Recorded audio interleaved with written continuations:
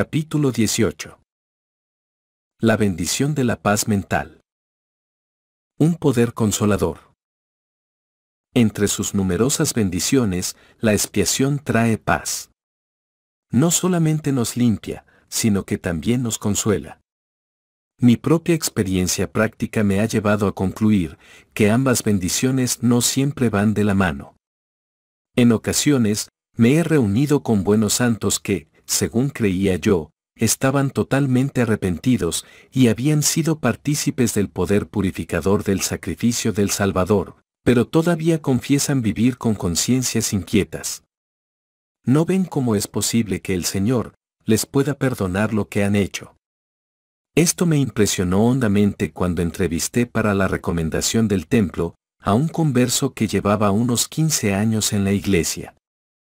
Este hermano había sido fiel y devoto desde el día de su bautismo, pero se preguntaba si el Señor podría perdonarle de verdad por la vida accidentada que había llevado antes de aceptar el mensaje del Evangelio. Un perdón así parecía demasiado pedir. No creo que este hermano fuera el único que albergara sentimientos así. Aun creyendo en Cristo y en su expiación, algunos, de manera inocente, pero errónea, les han puesto límites a sus poderes regenerativos. De alguna manera han convertido una expiación infinita en un sacrificio finito. Han tomado la expiación y la han delimitado con una linde artificial, que sin saber cómo no incluye su pecado particular. Stephen Robinson observó de manera similar. He aprendido que son muchos los que creen que Jesús es el Hijo de Dios y el Salvador del mundo, pero no creen que sea capaz de salvarlos. Creen en su identidad, pero no en su poder de limpiar, purificar y salvar. Tener fe en su identidad es solamente la mitad del principio. Tener fe en su capacidad y en su poder de limpiar y salvar, esa es la otra mitad. Estos santos son más duros con ellos mismos de lo que sería el Salvador. En cierto sentido, han adoptado sus propios parámetros de justicia y misericordia. C.S. Lewis ofreció este consejo. Creo que, si Dios nos perdona, nosotros hemos de perdonarnos también. De otra manera, prácticamente estaremos compareciendo por deseo propio ante un tribunal superior a Él. Dicha actitud puede provocar la ira del Señor, tal y como observó Enoc. Estás enojado, oh Señor, con los de este pueblo, porque no quieren comprender tus misericordias que les has concedido a causa de tu Hijo. En resumidas cuentas, estos santos fijan ellos mismos la altura del listón que deben superar para obtener la paz mental. Por esa razón, entre otras, es tan esencial entender la expiación y su naturaleza infinita, buscar los porqués y los cómos, amén de las consecuencias, ya que, a medida que aumenta nuestra comprensión de la expiación, nuestra capacidad para perdonarnos a nosotros y a nuestros semejantes se incrementa de igual manera. Cuando entendemos más plenamente las profundidades a las que descendió el Señor, la amplitud de su alcance y las alturas a las que ascendió, podemos aceptar más prontamente que nuestros propios pecados se encuentran en el interior de la esfera del dominio conquistado por el Salvador. Entonces nos convertimos en creyentes, no solo en la envergadura infinita de la expiación, también en su alcance personal. La oferta amorosa del Salvador. Mi paz, os doy, pasa a ser, de una esperanza abstracta a una realidad profunda. En ese momento recibimos, tanto del poder purificador como del poder consolador de la expiación. Pablo se refirió a esta bendición, nuestro Señor Jesucristo, quien nos amó y nos dio consuelo eterno y buena esperanza mediante la gracia. Es mediante este poder consolador que se nos concede que sean ligeras nuestras cargas mediante el gozo de su Hijo. Podemos apreciar y aceptar la invitación de Jacob a su pueblo. Dejemos a un lado nuestros pecados y no inclinemos la cabeza, porque no somos desechados. Podemos obtener tan inmenso gozo que viene a los que han recibido una remisión de sus pecados, tras haber llegado al conocimiento de la gloria de Dios. Durante mi servicio en puestos de responsabilidad del sacerdocio, conocí a un hombre excepcional que unos años antes había cometido una transgresión que le ocasionó profundos remordimientos. Su sufrimiento fue prolongado e intenso. Sentí gran conmiseración por él. Con el tiempo llegué a creer que estaba plenamente preparado a fin de intentar renovar su recomendación para el templo. Le animé a que siguiera adelante en esa dirección, pero él estaba reticente. Aunque yo sentía que había recibido el perdón, él no parecía capaz de perdonarse. Puede que se hubiera limpiado, pero no hallaba ni la convicción ni el consuelo. Por esta razón estaba posponiendo su regreso a la casa del Señor. Me era imposible dejar de pensar en su situación. Un día, mientras reflexionaba al respecto, en mi mente recibí una vivida impresión. El hermano ha pagado hasta el último cuadrante. Al poco tiempo, la misma impresión volvió a mí, con idéntica intensidad. Compartí esta experiencia con este buen hermano, y pronto encontró la paz suficiente para renovar sus convenios del templo. Desde entonces me he preguntado, ¿por qué esas impresiones vinieron a mí en lugar de al propio interesado? Puede ser que su incapacidad para perdonarse a sí mismo se convirtiera en una barrera impenetrable para las impresiones espirituales. Puede que él hubiera hecho caso omiso de cualquier impresión o la hubiera interpretado racionalmente como fruto de su propia imaginación si ésta hubiera venido a él directamente. O quizá el Señor, en su bondad amorosa, supo que la única forma de llegar a este hombre era enviando un mensaje a través de una fuente externa, a saber, su líder del sacerdocio, y que hubiera sido imposible descartarla como producto de sus meras ilusiones. En cualquier caso, la paz que sana, tranquiliza y consuela el alma herida acabó encontrando finalmente abrigo en otro corazón humano. El pueblo del rey Benjamín luchó por obtener ese poder sereno y consolador. Se vieron a sí mismos en su propio estado carnal y se sintieron aún menos que el polvo de la tierra. A una misma voz clamaron: «Oh, ten misericordia, y aplica la sangre expiatoria de Cristo, para que recibamos el perdón de nuestros pecados». Y entonces vino la respuesta del cielo. El Espíritu del Señor descendió sobre ellos, y fueron llenos de gozo, habiendo recibido la remisión de sus pecados, y teniendo paz de conciencia, a causa de la gran fe que tenían en Jesucristo. Además de purificarles, la expiación les trajo consuelo. La expiación es la respuesta, la única respuesta.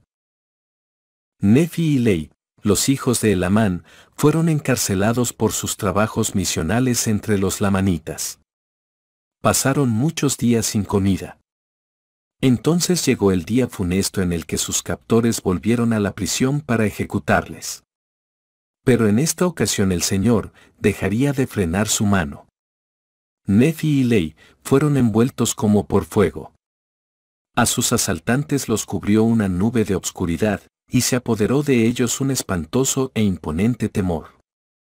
Una voz apacible y delicada penetró en ellos hasta llegar al alma misma. Esto se repitió 3 veces. El mensaje estaba claro: arrepentíos, arrepentíos. La tierra se sacudió, los muros de la prisión temblaron, y la nube de oscuridad se cernió sobre ellos con tenacidad implacable, y no se disipó. La mencionada nube de oscuridad era una manifestación física de la sombra espiritual que nublaba sus almas impenitentes. El simbolismo del momento era claro e inequívoco. Irónicamente, los impenitentes eran ahora los encarcelados, ya que no podían moverse. Las paredes tangibles de la prisión eran una señal de la prisión espiritual, que habían levantado ladrillo a ladrillo entregados a una vida de maldad. No eran libres en absoluto. Era como si su condición espiritual, en apariencia invisible al ojo mortal por tantos años, ahora se reflejara en marcado contraste con símbolos tangibles. Finalmente, los lamanitas no pudieron soportarlo más. Clamaron al Señor. ¿Qué haremos para que sea quitada esta nube de tinieblas que nos cubre? La nube simbolizaba todo lo que en su vida era deprimente y debilitante. Entonces Aminadab, un disidente nefita, les respondió con una fuerza persuasiva que despejaría tanto la nube física como la espiritual que los había estado cubriendo. Debéis arrepentiros y clamar a la voz hasta que tengáis fe en Cristo. Y cuando hagáis esto, será quitada la nube de tinieblas que os cubre. El tiempo y el lugar no importan. La solución para el impenitente es siempre la misma: arrepentirse y tener fe en Cristo. Y así fue en el caso de estos lamanitas incapaces de moverse. En respuesta a la crisis inminente, clamaron a Dios en alta voz hasta que se dispersó la nube. Entonces fueron rodeados, si cada uno de ellos, por una columna de fuego, y fueron llenos de ese gozo que es inefable y lleno de gloria. Y vinieron esas reconfortantes palabras de solaz: paz, paz a vosotros por motivo de vuestra fe en mi bien amado. Lo acaecido en esa ocasión recuerda la experiencia de Alma hijo. Él también libró una batalla por la paz. Se hallaba en las profundidades de la desesperación. Con un lenguaje de lo más gráfico, Alma describe su situación. Yo estaba a punto de ser desechado. Me hallaba en el más tenebroso abismo. Atormentaba mi alma un suplicio eterno. Tan solo cuando pensó en Jesucristo y su expiación recibió la paz que anhelaba tan desesperadamente. Mientras así me agobiaba este tormento, mientras me atribulaba el recuerdo de mis muchos pecados, he aquí, también me acordé de haber oído a mi padre profetizar al pueblo, concerniente a la venida de un Jesucristo, un Hijo de Dios, para expiar los pecados del mundo. Y al concentrarse mi mente en este pensamiento, clamé dentro de mi corazón: Oh Jesús, Hijo de Dios, ten misericordia de mí. Y he aquí que cuando pensé esto, ya no me pude acordar más de mis dolores, sí, dejó de atormentarme el recuerdo de mis pecados. Y, oh qué gozo, y qué luz tan maravillosa fue la que vi. Sí, mi alma se llenó de un gozo tan profundo como lo había sido mi dolor. En tiempos del Libro de Mormón, como en los nuestros, la respuesta para obtener paz mental sigue siendo la misma: entender la expiación de Jesucristo y ser partícipes de ella. Esta fue la solución eficaz para los lamanitas en más de una ocasión.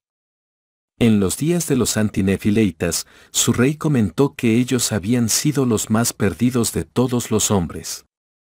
Y después se arrepintieron. El rey reconoció que habían sido perdonados, pero asimismo dio gracias a Dios, porque ha depurado nuestros corazones de toda culpa, por los méritos de su Hijo. Enos oyó la voz de Dios que le decía: tus pecados te son perdonados, y se regocijó por el maravilloso milagro que se produjo a continuación. Por tanto, mi culpa fue expurgada. Macbeth anhelaba esa misma paz para Lady Macbeth, esa misma conciencia libre de culpa. Puede que sus deseos resuenen en los corazones de muchos hoy en día.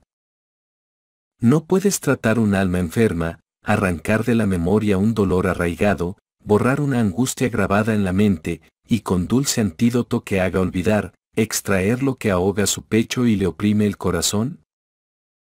Profundamente enraizadas, hay penas que permanecen hoy por hoy en los corazones de muchos, y el mundo todavía busca en vano un antídoto. Muchos esperan hallar soluciones en terapeutas mundanos, en el dinero y la fama, pero su búsqueda es en vano. El Señor señaló la futilidad de las soluciones aportadas por el mundo. En el mundo tendréis aflicción, y no conocieron camino de paz. En ningún hombre puede encontrarse la paz. Únicamente viene por el Salvador. Con particularidad, las Escrituras describen las horrendas consecuencias de las soluciones del mundo. El alma de un hombre estará atormentada por la conciencia de su propia culpa, incluso teniendo cauterizada la conciencia. Las demandas de la divina justicia despiertan en su alma inmortal un vivo sentimiento de su propia culpa, y le llena el pecho de culpa, dolor y angustia, que es como un fuego inextinguible, cuya llama asciende para siempre jamás. Nefi añade esta advertencia. Los culpables hallan la verdad dura, porque los hiere hasta el centro. Los malos son quienes huirán sin que haya quien los persiga, y están de duelo todo el día. Job habló con aspereza pero verazmente de los que no tienen nada que ofrecer más que el consuelo del mundo. ¿Cómo, pues, me consoláis en vano? En vuestras respuestas hay falsedad. Todas las tentaciones seductoras, programas falsificados y promesas especiosas, incorporadas de una forma u otra a las soluciones del mundo con todo su atractivo, oratoria y brillo multidimensionales, simplemente se hunden a la luz de la declaración consagrada en las eternidades del Señor. No hay paz para los malvados, dice mi Dios. La letra del himno nos hace pensar. ¿Dónde hallo el solaz? ¿Dónde el alivio cuando mi llanto nadie puede calmará? El Señor dio la respuesta, la única réplica segura. Mi paz os doy, yo no os la doy como el mundo la da. Esa paz de la que habló es la paz que sobrepasa todo entendimiento. Se encuentra solamente cuando llegamos a conocer, apreciar y aceptar la expiación de Jesucristo. Entonces la paz os será multiplicada mediante el conocimiento de Dios y de nuestro Señor Jesús.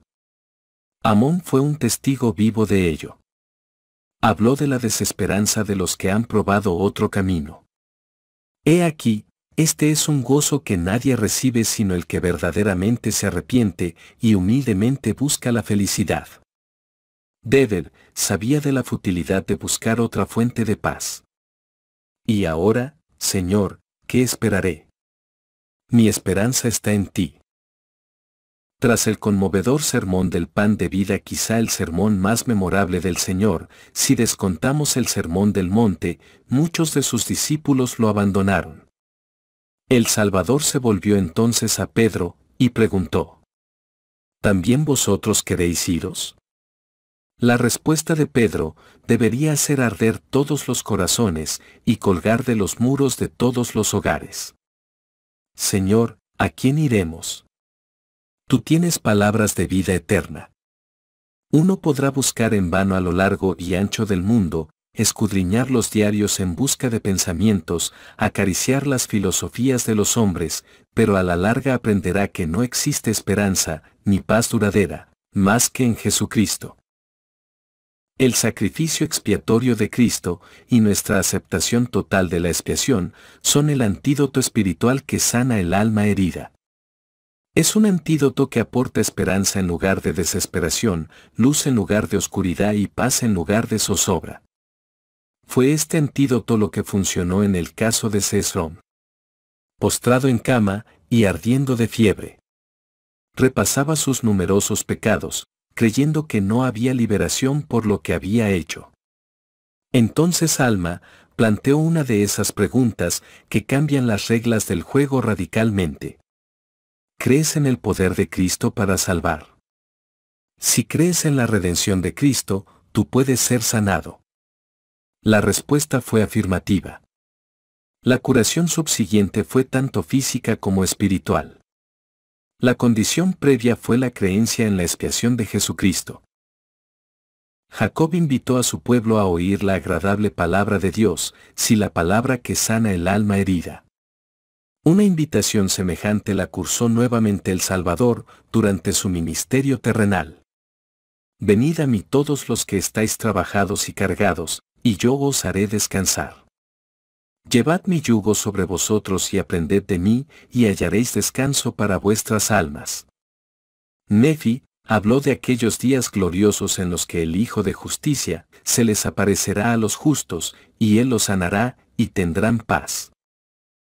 Así, no resulta sorprendente que el Salvador, tras ofrecer una valiosa información de naturaleza autobiográfica acerca de su propia expiación, diera las siguientes instrucciones a los santos de los últimos días. Aprende de mí y escucha mis palabras y en mí tendrás paz. En efecto, el Salvador es el autor de la paz, el fundador de la paz, el príncipe de paz, para todos los que vienen a él. Enós fue un testigo de esta promesa. Y pronto iré a mi Redentor, porque sé que en él reposaré. El Señor desea ansiosamente que vivamos en paz. Es uno de los dones de su expiación. Como cualquier padre amoroso, anhela colmarnos de los dones que redundarán en nuestro bienestar espiritual. Lucas nos cuenta de la mujer que había padecido de un flujo de sangre 12 años. Según Lucas, la mujer se acercó al Salvador por detrás, tocó el borde de su manto y fue sanada instantáneamente. ¿Cómo se sintió? Ciertamente, su curación inmediata provocó alborozo, pero cabe preguntarse si no hubo también cierto ligero y persistente sentimiento de culpa por haber actuado secretamente. ¿Había algo de incongruente desde el punto de vista espiritual en su acto? Creía ella en los poderes curativos del Salvador, pero se sentía indigna de solicitarle lo que tanto deseaba directamente. Fuera cual fuera la causa de su actuación encubierta, en cuanto ésta se produjo, el Salvador preguntó ¿quién es el que me ha tocado? Pedro estaba atónito. ¿Y qué importancia tenía eso? Se encontraban en medio de una multitud. Muchos le empujaban, pero el espíritu del Salvador había sido estimulado por el contacto de alguien que no lo había tocado por casualidad. Con ese contacto, supo que había salido poder de su persona. La mujer, incapaz de esconderse, cayó ante él temblorosa y confesó lo que había hecho. Su cuerpo mortal estaba rejuvenecido, pero su serenidad espiritual y emocional todavía dejaba mucho que desear. La mujer tenía paz corporal, pero carecía de paz mental. Ahora el Señor le iba a brindar ambas. Hija, tu fe te ha sanado, ve en paz. Oh, qué bálsamo deben haber sido estas pocas palabras para su espíritu enfermo. El alma sensible y tierna del Salvador sabía que la sanación de esta buena mujer de fe solamente había sido parcial. Ni la curación del cuerpo ni la sanación del espíritu están completas sin la paz mental. Por ello el Salvador le dijo al paralítico: ten ánimo, hijo, tus pecados te son perdonados. Este fue el mismo mensaje que recibió Thomas Marsh, después de que le perdonaran también sus pecados: sea de buen ánimo tu corazón ante mi faz. A Lyman Sherman, el Señor le prometió: son perdonados tus pecados. Esa fue la parte purificadora. A continuación, vinieron las palabras de consuelo. Repose, por tanto, tu alma en cuanto a tu condición espiritual. Palabras de consuelo similares recibieron el profeta José Smith y Oliver Cowdery en el templo de Kirtland. Primero vino la purificación. Os halláis limpios delante de mí. Y acto seguido la promesa consoladora de que todo estaba bien. Por tanto, alzad la cabeza y regocijaos. En cada ocasión, el Señor culminó sus sanaciones con una piedra cimera, la paz mental. En la última cena, el Señor situó las cosas en su justa perspectiva.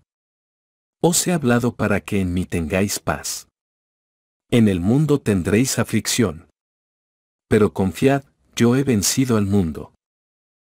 Resulta asombroso que en esta ocasión el Señor pudiera animar a sus discípulos a confiar, cuando todo parecía indicar que oscuros nubarrones se aproximaban en el horizonte. Getsemaní era inminente. La traición de Judas estaba cerca. La negación de Pedro se produciría muy pronto. También le esperaba la burla de un pseudojuicio, los gritos proferidos a coro por aquellos que había venido a salvar. Crucifícalo, crucifícalo, crucifícalo. Y, finalmente, el Calvario mismo. Todo esto le esperaba, pero, con todo, todavía era capaz de decir: confiad. ¿Por qué? Porque vencería al mundo, descendería por debajo de todo ello. Él haría posible que todas las personas en todas las épocas superaran cualquier obstáculo, debilidad, pecado y punzada de culpa. Por el sacrificio del Salvador, todos y cada uno de nosotros podemos revivir la experiencia de alma. Imploré misericordia al Señor Jesucristo y hallé paz para mi alma.